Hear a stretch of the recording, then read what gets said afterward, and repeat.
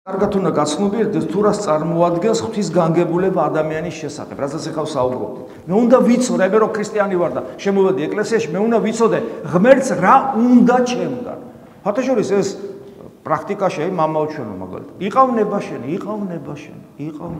და ეს მსგავსი სულისკვეთება წმინდა წერილში სულ არის და აი წარმოიდგინე ადამიანი დღეში თქვა ორჯერ ამბობს იყავ ნებაშენი მამაო ჩვენოში და გავიდა წლები და ღმერთი რომ გამოეცხადოს, შეიძლება იცით რა უთხრას. რომ მეუნები ამდენი წელია იყავ ნებაშენი, იყავ ნებაშენი. ერთხელ დაინტერესებულიყავი, რა იყო ჩემი ნება. გესმით, პროცესი მექანიკური არ შეიძლება იყოს ღმერთთან ურთიერთობის.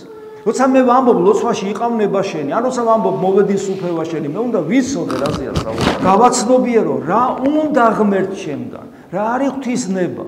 და მეც ხო ნება მაქვს, იმიტომ რომ მე თავისუფალი არსება და გონიერი არსება ვარ. სად მოდის თანხმობაში ჩემი ნება და ღვთისნება და მოდის თუ არა თანხმობაში თუ ეწინააღმდეგება და თუ ჩემი ნება როგორც გონიერი და თავისუფალი არსებისა რომელიც ღმერთის მსგავსი ვარ და შესაბამისად რადგან ღმერთის მსგავსი ვარ ჩემი ბედნიერება ვერ იქნება ღმერთის ყოფიერების გარეშე ანუ ვერ იქნება ბედნიერი ღმერთის გარეშე თემზე ვერ იქნება ბედნიერი წყლის გარეშე გესმით ვერ იქნება ბედნიერი ღმერთის გარეშე ჩემი არსების საფუძველთა საფუძველი ღმერთია და თუ მასაც თავისუფლება და ნებელობა აქვს და მეც თავისუფლება და ნებელობა. შეიძლება რომ მე ვიყო ბედნიერი, თუ ჩემი ნებელობა ღმერთის ნებელობას ეწინააღმდეგება? ესე იგი მე ხო უნდა ვიცოდე რა არის ღვთის ნება და ჩემი ნება დაუმორჩილო. აბა თავისუფლება და თავისუფლება სწორედ ეგ არის, რომ შენი თავისუფალი გადაწყვეტილებით მიხვდე ღმერთს რა უნდა და შენი ნებით დაემორჩილო. ეგ არის თავისუფლება, თორე ცხოველი ინსტინქტით მოქმედებს. და ადამიანს შეუძლია ღმერთს თანხმობა უთხრა, შეიძლება უარი უთხრას. თევს არ შეუძლია თქვა ასე ისე წყალო მე შენ არ მჭირდები და შენ გარეშე ვიცხოვრებ. მაგრამ ადამიანს შეუძლია უთხრას წყალო მე შენს გარეშე მინდა ვიყო და შენ გარეშე ვიცხოვრებ, ოღონდ მოკვდება წყლის გარეშე.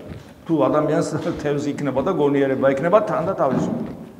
აი ეს არის. იმიტომ რომ ღმერთია სიცოცხლე. იცით შეიძლება ასე ვთქვა.